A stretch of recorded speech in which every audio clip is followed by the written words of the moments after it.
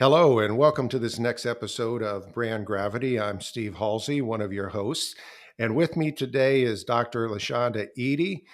She has her PhD, APR. She's an assistant professor of public relations at Penn State, a senior research fellow with Arthur W. Page Center, and much, much more. Dr. Eaddy, welcome and thank you for joining us here today. Thank you, Steve, for having me. I'm looking forward to this conversation. I am too, and you know you're really in a pretty unique spot as we think about our profession. A very noted crisis history expert. You're really focused on how you build a bridge between theory and practice. You've been really widely published, a frequent speaker on the topic, and yeah, I guess let's start there. How did you end up being a crisis history expert, and what is it that really makes this such a passionate area for you? Well, I think I'll back up to why I'm in academia at all first, and I'll try to make it fast. But thinking back to my undergraduate days at the University of Tennessee, go Vols, as a student, I was very passionate about the public relations, excited to get out into the industry, but I also knew that one day I wanted to be a professor. Back then, I thought that I would work my way up the corporate ladder, become a CCO or CMO, that my kids would be grown and out the house, and then I would have be a professor as a second career. Well, as you know, things don't always go as planned. And so I didn't quite make it to that position, but what I was able to do was work in the industry for a number of years for some really great companies, get some wonderful experience. And then once I got my master's and had to write a thesis, I even planned to go back into the industry then, but once I wrote the thesis, I said, oh my goodness, I don't think I could write a dissertation later. I have to do it now. And so fortunately, I was able to then get my doctorate. And once I did that, I was like, okay, so maybe there's a way for me to still be in the industry, but to stay in academia as well. And so I'm really fortunate that I was able to find kind of the sweet spot for me, which, as you were saying, is kind of this position where I really try to do all I can to bridge the gap, not only between theory and practice, but also between academia and the industry, because I think that is more broadly kind of what the whole issue is. Because oftentimes I think professionals think, there's the old adage that says, oh, that works in theory, but not in practice. And sometimes that might be true, but being on the academic side and knowing what the theories are and some of the work that's being done, more oftentimes than not, a lot of the theory and the scholarly work can actually help professionals and chief communicators do their job better. But I also think that us as academics don't do a great job usually of really getting our research insights into digestible bites and sharing it with the people who can actually use it. Just because it ends up in one of the top scholarly journals doesn't mean that the people who can use the information other than researchers are going to get it there. And so for me, that's really what I try to do with all of my research. Even in the classroom, I try to help my students as the future public relations professionals of tomorrow. I try to help them see how the theories that I'm sharing with them, how the research that I'm doing directly relates to also what we're talking about that's happening day to day in the news, the crises that we're seeing, so that hopefully when they get out of the Penn State walls, that they'll also start to incorporate some of that insight that can even just inform their strategy even more. And for the crisis history piece, the way that I got interested in crisis history is that there's one of the prevailing crisis communication theory just basically says that when a crisis happens, it's one of three different kinds. There's victim, which would be like an act of terrorism. There's accident, that would be kind of like a technical malfunction. And then there's preventable, which are like intentional misdeeds by employees or just, sheer negligence. And so that theory says that people attribute more or less responsibility to the organization that's in crisis based on what kind of crisis has happened. And then it also says that there are certain intensifiers that can actually move everything up higher. And so one of those is performance history, which is basically the rapport that organizations have with publics before a crisis happens or is perceived to have with them. And the second part is crisis history, which in a theoretical sense means an organization's previous crises, but I know that when other people outside of crisis history academics hear crisis history, they think about literal crisis history as well. So that's how my research also bridges into looking at historical crises like the Great Depression, the flu of 1918, the polio epidemic, HIV/AIDS epidemics as well, to see how we can actually have insight even from all those years ago that helps us today. Because I think oftentimes people think that you know, if it happened before the advent of the internet or social media, that there's no use to us. Well, that's not exactly true. Like, yes, the challenges and maybe the communication landscape might be different, but in more ways than not, I think there's really nothing new under the sun. And so I try my best to show people that. Yeah, well, I think, one of the things that's probably changed more is I would say a couple of things. One is the immediacy in which the information gets out, and then secondly, the ability to get it out so broad. And it was interesting as you were really talking about how you got to where you were, and that professional experience, I think, is really key for doing that bridge, so that as crisis professionals, we understand the importance of strategy, we understand the historical context, and at least in my experience of close to 30 years in this industry, I found that in a lot of times those sudden breaking crises are a lot easier to manage than the preventable ones that built up over time. Mhm. And you presented some really fascinating research. I believe it was in Denmark recently, and it's called the trust factor: rethinking multinational companies and health organizations' impact on public health and safety crises. And I want to get into the public health and safety part in a little bit, but what I thought was really interesting about that was this concept that you and the team are working on of trust erosion. Can you give a little bit of background as to what is trust erosion and how does that help practitioners try and understand and conceptualize how to deal with crises? Right. So, firstly, I'm sure you and many others are familiar with Edelman's Trust Barometer. I think they've been doing that annual survey of people across the world for, I think, at least 20 years now. I don't quote me on that, but for a while now, they've been doing this annual survey. And so, for the past 2 years, that trust barometer actually indicated that there was decline in trust in government and health organizations, but an increased trust in business, which was surprising, I think, to a lot of people. Maybe not Edelman, but I feel like everybody else was thinking, oh my goodness, what? Big business is who people trust the most. And so the team of researchers that you mentioned and I all thought, oh my gosh, we got to look at this closer, because who would have thunk ever that people would look to business as the most trusted social institution? And when you put that in this whole kind of landscape of COVID that still continues to go on now, but of other like social issues that have been going on across the world, it's a really interesting time for that to be happening. Because if you think about the COVID example, if government and health organizations are not trusted, but businesses are, then the people, the experts that have the information that folks actually need, they don't have the trust of those people. And so then on the flip side of that, these multinational companies that do have this newfound trust, they also then have to decide, are we going to continue just to be focused on the bottom line, which would be completely acceptable as well, even though we know we're the most trusted social institution now? Or are we going to take on this newfound role and actually see what new, what new role we need to play in helping not just COVID, but other social issues, because people trust us the most now?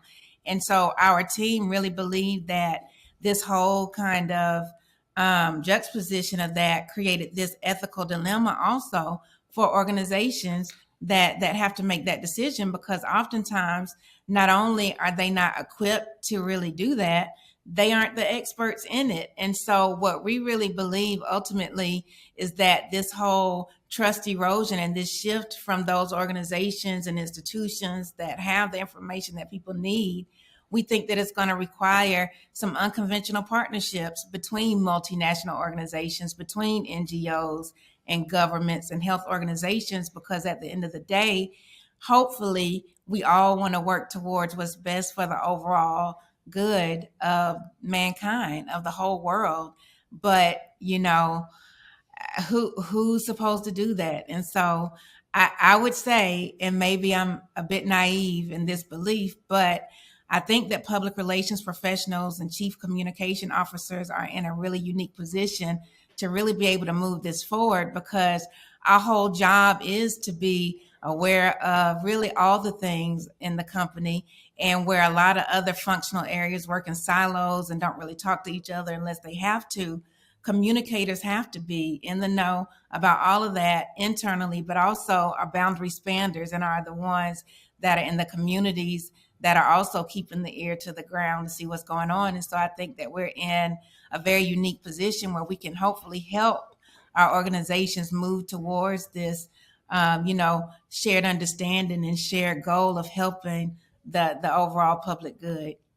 Yeah, and trust is a really interesting thing in that, you want to work so hard to earn it, and once you earn that mantle of trust, you have to hold that mantle of trust. And as you said, really with the impact of COVID, when you look at the impact of changing societal forces and issues, when you look at the impact of very deliberate misinformation, it can be a very tricky spot to be. And one of the things I thought was interesting, based on the work that the team is doing, is really this concept of a trust erosion management system. To me, really was a good example of what we talked about earlier, of putting together kind of that academic thought and view and the rigor in the study with practical systems or ways of working. Can you talk a little bit about what is trust erosion and what is the management system that your team is proposing for communications professionals? Absolutely. So going off of this whole idea that trust is eroding for certain industries, but has been is growing in others, we are proposing a framework. And basically what we believe is that trust erosion mirrors kind of the soul erosion process, where once it starts, there are certain things that you can do to mitigate it, but you can't stop it entirely. And so depending on how fast that erosion is happening, there are different strategies and different approaches to make it slow down that you can use. But if it's happening more quickly, then of course there are other means to stop it. And so when it comes to trust erosion, we believe that there are moderate weather factors that kind of contribute to like the gradual eroding of trust. And those kind of things would be like the misinformation that you mentioned, Steve, or disinformation, but also historical crises and those footprints from years before that can kind of help to slowly erode trust. And then also the legitimacy of topics and of issues that might slowly be growing. Those things are what we would refer to as moderate weather factors that can slowly erode trust.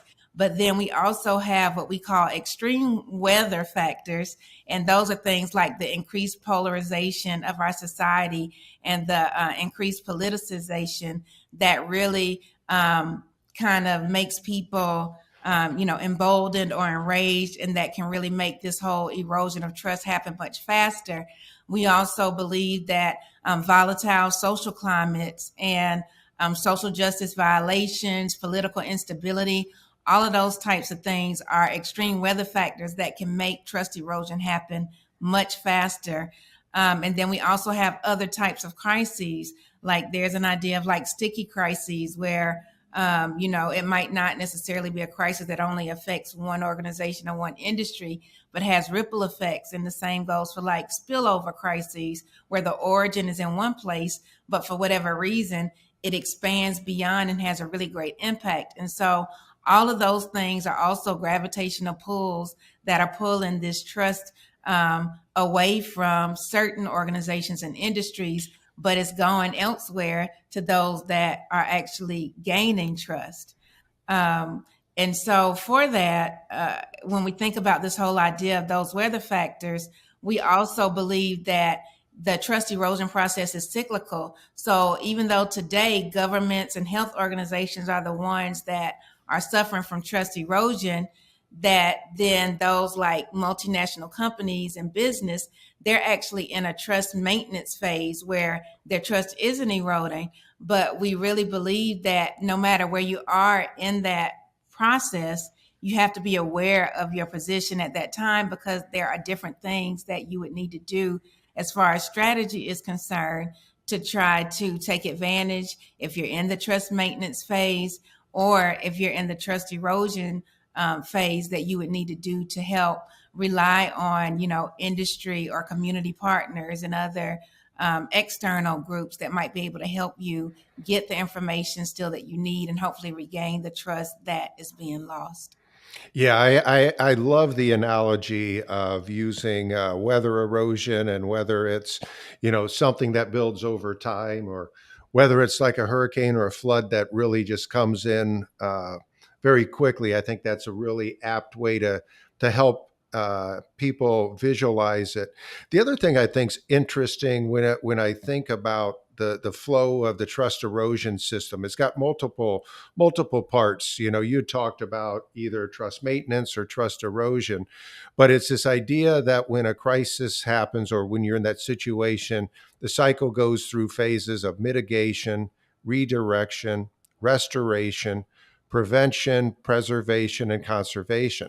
What I think is really interesting about that cyclical process is, a lot of times when people come into crises, they think, well, we're going to return back to normal, or we're going to return back to where we are. What I think is really interesting about that cycle is, you're moving to a new place as you navigate through the crisis, or at least that's my take. When you're moving from a mitigation to redirection, it means that however you react to the crisis, you are moving the organization to a new place. And then I guess I would postulate you're moving your trust to a new place. Is that an accurate way to think about it? Yes, absolutely. And hopefully, I know for organizations that that can happen faster, you know, because nobody wants to be down on the low end where they are losing trust. But yes, exactly. That's exactly what it is. And so I think it also can be optimistic to see that it's cyclical as well, because just because you might not have trust right now as an organization or an industry, all hope is not lost. And so, what we're offering in those stages that you mentioned, Steve, is also suggestions for how you strategize depending on where you are in this whole cyclical phase of trust erosion. And so I think that that really is key, is identifying where you are quickly, but then developing a strategic mindset to figure out how you can move your organization out of that particular place if it is a part of trust erosion. But if you are in the trust maintenance phase, we're also thinking about how can we continue to maintain what we have and to conserve it as well. Yeah, and one of the things I think is really interesting about, as you think about the theory that you're working on with trust erosion and that management system, really the concept that you're doing of using social media to study trust from more of an academic setting. And what I'm really intrigued at is, the studies looking at social media, because it's major channel of health information dissemination. It's a major channel of health misinformation, quite Mhm. honestly. Mhm. You can capture some emotive exchanges. There's a bit of an echo chamber effect. But maybe you can talk a little bit about why you chose social media, how you're using that to really kind of gauge and track trust. And then I guess the second part of that is, based on the success of really determining it, what are the lessons to corporate communicators or to CMOs as to how they need to be instructing their teams to think about these social media indicators to help them manage trust? Awesome. So, for the social media part of this study, we actually are looking at official tweets from WHO, the World Health Organization, and then also from the Centers for Disease Control and Prevention. And the reason that we focused on them for this particular part of the study is because they were issuing and continue to put a lot of health information out as the authorities, or the respective authorities as far as health information goes. And so we know Even the CDC, admitted earlier, or a few months ago, that they had a pretty big failure when it came to communicating regarding COVID. But we also know that this whole idea of declining trust in government and health organizations, we need to figure out, other indications of what we might be able to do from that perspective of those organizations to improve that. And so for this part of the study, we're looking at the sentiment in the day immediately following some key announcements from both the CDC and the WHO to see how people responded. And we're really fortunate to have somebody on our team from A-Star in Singapore, and they have this machine learning that they've created called Crystal Field, where they can look at sentiment and they can even look at certain discrete emotions that are being articulated through people's comments to those official tweets. And so we're in the process of analyzing that data too, because we also think that perhaps just like this trust erosion is cyclical, that depending on what point we were in the pandemic, since that's what we're looking at for that particular analysis, that it kind of ebbs and flows. And so people's, anger or sadness or fear might have been at certain levels at the beginning of the pandemic and maybe tapered off and then maybe increased later. And so we're even hoping that we might be able to look at things chronologically to see where there might have been dramatic changes in people's sentiment, because that also can be connected to behavioral outcomes. I mean, not through this particular analysis, but it at least can give us insight into say, people at the beginning were, in a heightened sense of fear because of the unknown, and we don't really like uncertainty and unknown things. And so that might have been a prime opportunity to get information to them. But once they see that the guidelines are ever changing, it seems daily, and then there's been this big announcement, 2.5 years later that, oh, oops, we might not have done a great job, then let's look and see what the sentiment was regarding that as well. And so even though this particular study is focused on the health organizations, I still think that there will be lessons learned for corporations, because just because the health organizations are the focus of this study, it will be a corporation later, and it might be in a different context, but I think a lot of the insight will translate there as well. So when you think about how that insight translates, I mean, obviously a global pandemic is a really big thing that affects everybody in a broad shape, and a lot of times with crises, depending upon the industry and the company, it can have a very widespread impact. It can be very localized in terms of the nature.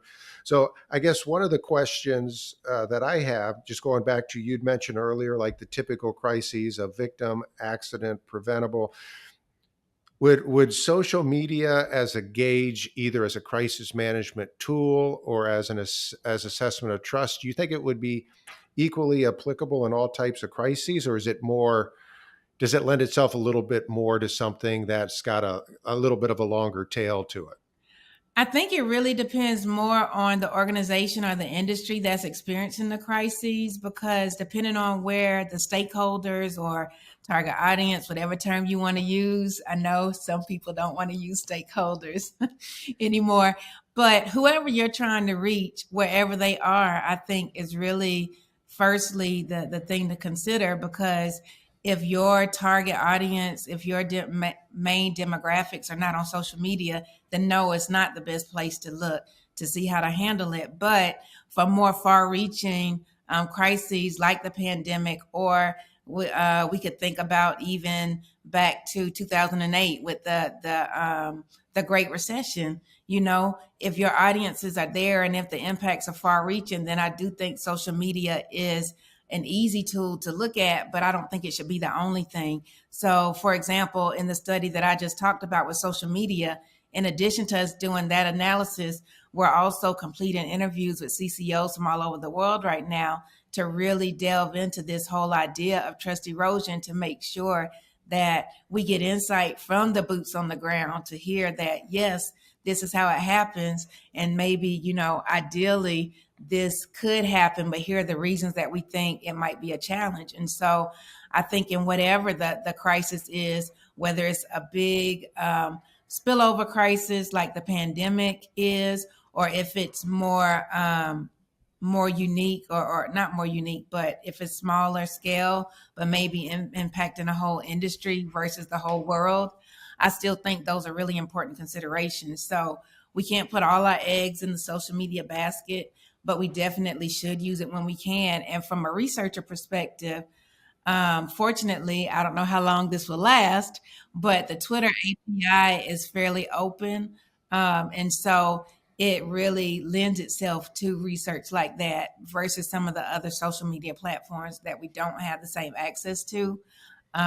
Who knows if that will continue with the recent leadership change at Twitter, but it gives a really good opportunity to at least get some insight and some direction in how we might go with even other studies. Well, I hope that that API stays open and that the users stay there to allow that to be a good tool for study, both from an academic standpoint and from corporations looking to manage trust and their reputation and issues. And since we mentioned Twitter, I don't want to put you too much on the spot, but to me, they strike me as a really good example of a multinational company that's dealing with some serious trust erosion. So, based on your kind of system, what advice do you have, or where are they in the cycle? Has the bottom fallen out, or are we still going?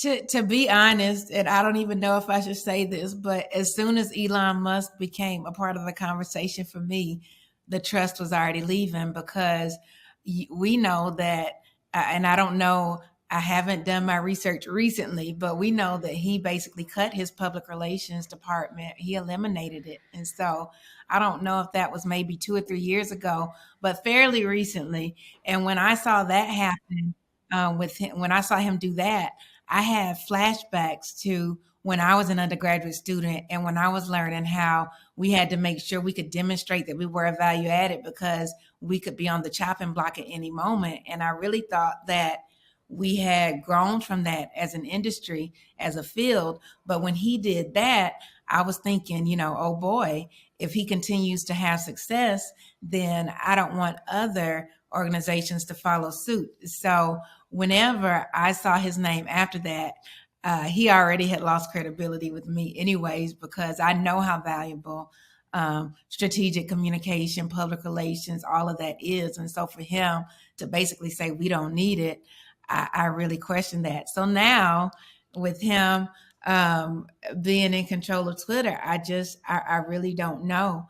And early indication is that it's not looking great. And so I think as an industry, we have to have conversations about what that really means from not only, or I will say primarily, I think the ethical perspective, because like you mentioned, misinformation or disinformation that now is going to be more readily available, and people being able to purchase, the blue check and that kind of thing.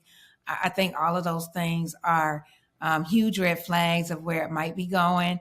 Of course, I don't have a crystal ball, so I can't predict it, but I do think that as communicators, we already should be, even before these things actually, before the transition actually happened, as soon as we saw that this was a possibility and this deal was on the books and in the works, hopefully we were at least having conversation amongst ourselves about what that might mean for us as a profession. And if not, shame on us. And we need to get on it right now. Yeah, I definitely think this is an area where there's going to be a lot of discussion, and it's it's going to be about big concepts, but also some of the nuances of how can you have an open public square where voices can be heard, which is very different from somebody walking into a crowded theater and screaming fire. I mean, they're very different things. So, like you said, I think as an industry, this is going to be a very interesting ethical decision. And also just in counseling clients, whether, to continue to support the platform, to use the advertising, is certainly going to be something that's going to evolve over time. So What about somebody who's doing it right? Are there good examples that you've seen, or best practices that you would really like to point our listeners to say, hey, if you want to understand how somebody's done it right, this is a good example?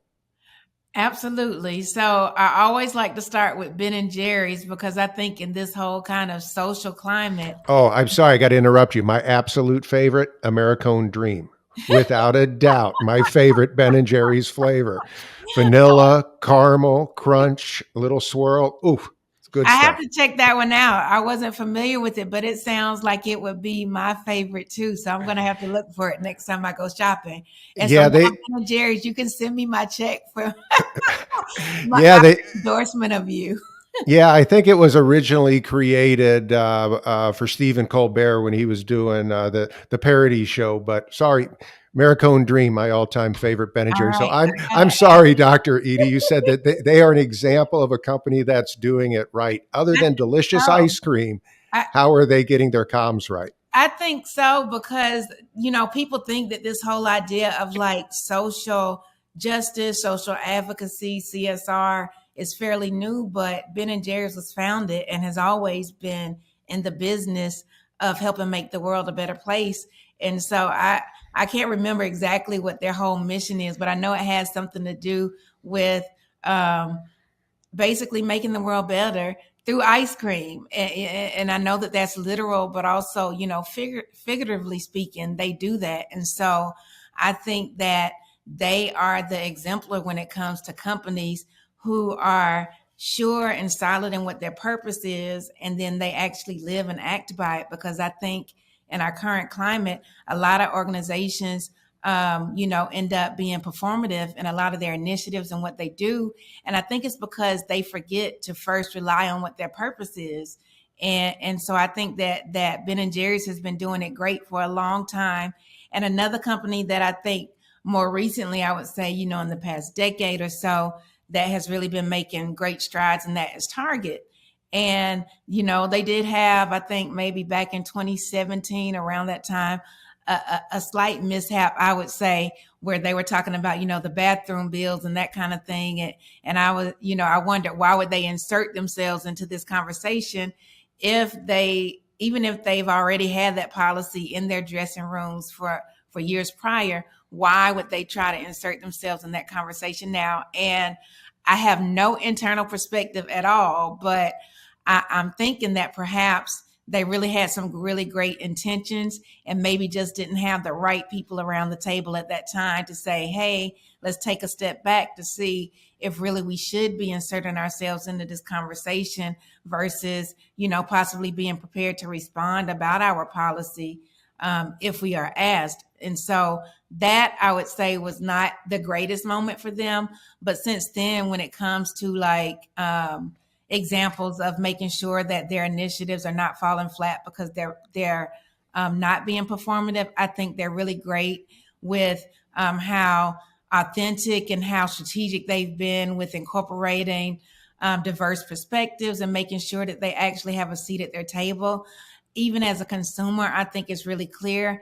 Anytime I walk into a Target store, whatever observance is going on right now, I can tell that it's they've been strategic in how they do that. There have been some other examples, I won't mention the companies, where they slap a label on it and think that because it says Juneteenth that people are going to be happy and we're going to hold hands and sing kumbaya, and it can't work that way.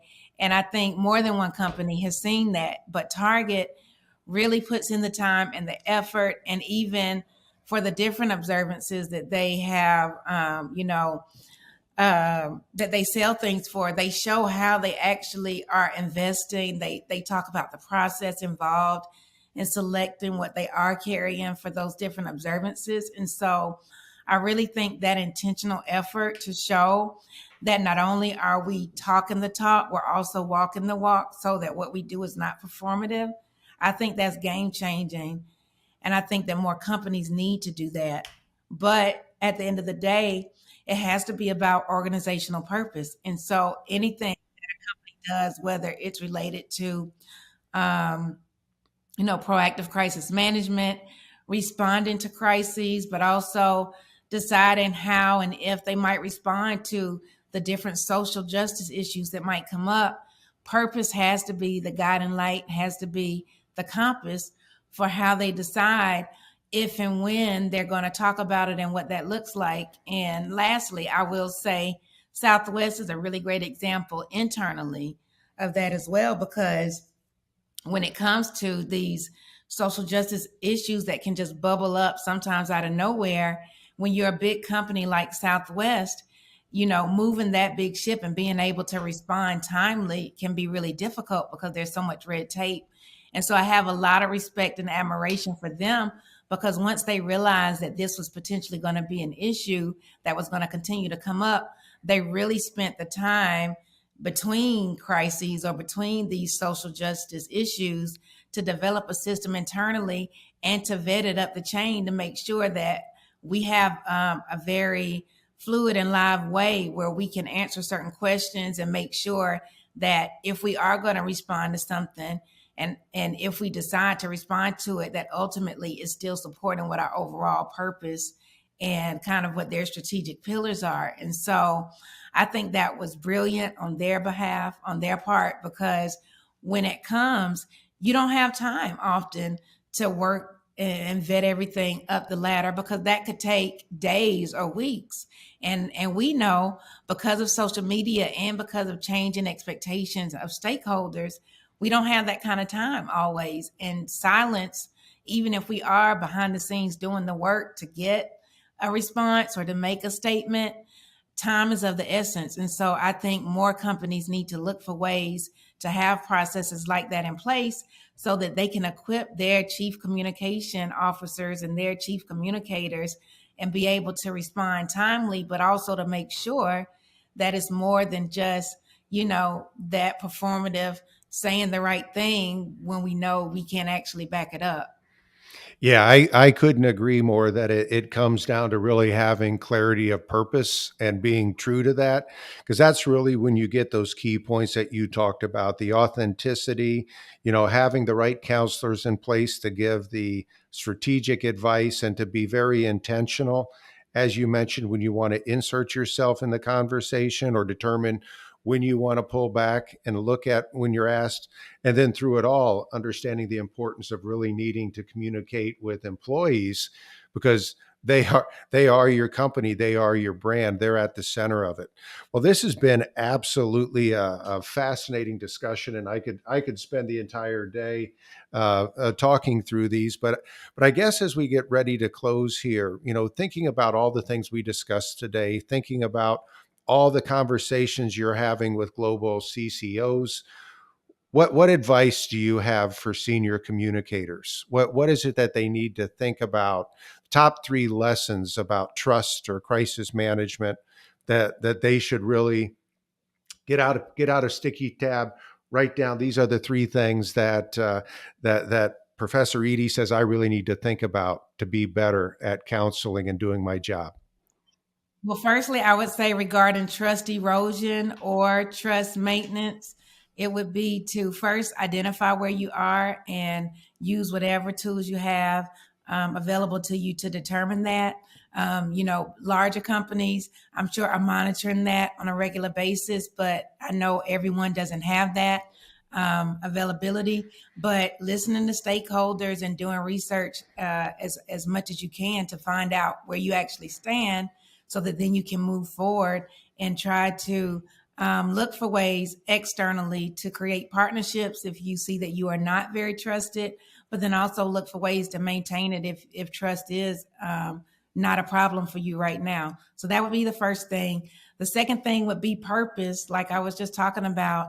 I think that it seems so obvious that organizations should be using their purpose, as a guiding light, but I think that sometimes common sense is not common, and things that we think are obvious are not. And so I would just say, really, across the board, making sure that everything that's happening as an organization is rooted and grounded in the overall organizational purpose is essential. But that goes down to, from an internal culture perspective. So your employees not only need to know what your mission and purpose is, they need to see it demonstrated.